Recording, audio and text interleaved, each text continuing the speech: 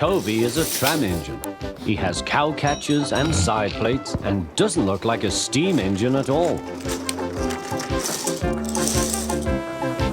He takes trucks from farms and villages to the main line and is cheerful to everyone he meets.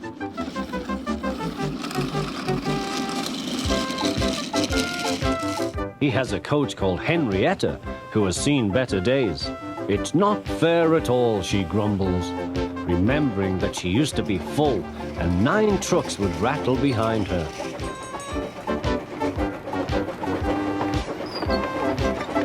Now there are only 3 or 4, but the farms and factories send their goods mostly by lorry.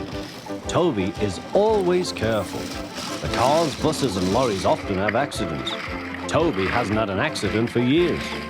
The buses are crowded and Henrietta is empty.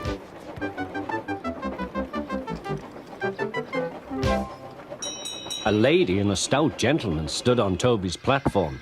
He was, of course, the fat controller, but Toby didn't know this yet.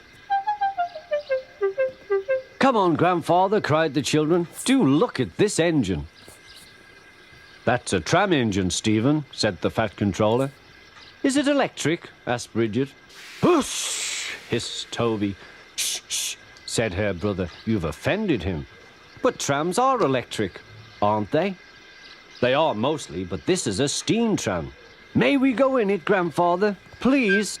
"Stop," said the fat controller to the guard. They all scrambled into Henrietta. "Hip, hip, hooray!" chanted Henrietta. But Toby did not sing. "Electric indeed, electric indeed," he snorted. He was very hurt. "What is your name?" asked the fat controller. "Toby, sir." "Thank you, Toby, for a very nice ride." "Thank you, sir," said Toby. He felt better now.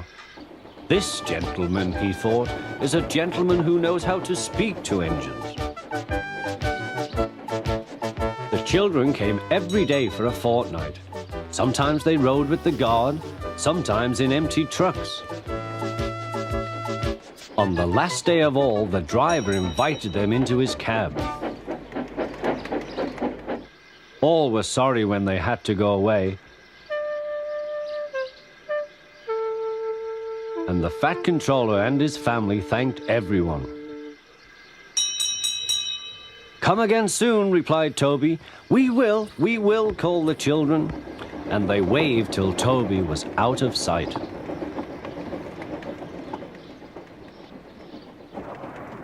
The months passed. Toby had few trucks and fewer passengers. "Our last day, Toby," said his driver one morning. "The manager says we must close tomorrow."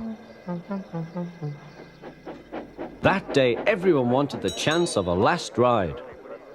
The passengers joked and sang, but Toby and his driver wished they wouldn't.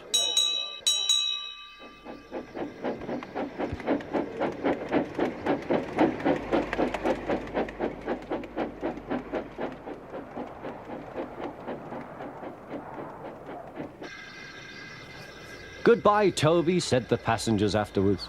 "We are sorry your line is closing down." "So am I," said Toby. Nobody wants me, Toby thought, and went on happily to sleep. Next morning, the shed was flung open, and he woke with a start to see his driver waving a piece of paper. "Wake up, Toby," they shouted, "and listen to this. It's a letter from the Stout Gentlemen." Toby listened but I mustn't tell you any more, or I shall spoil the next story.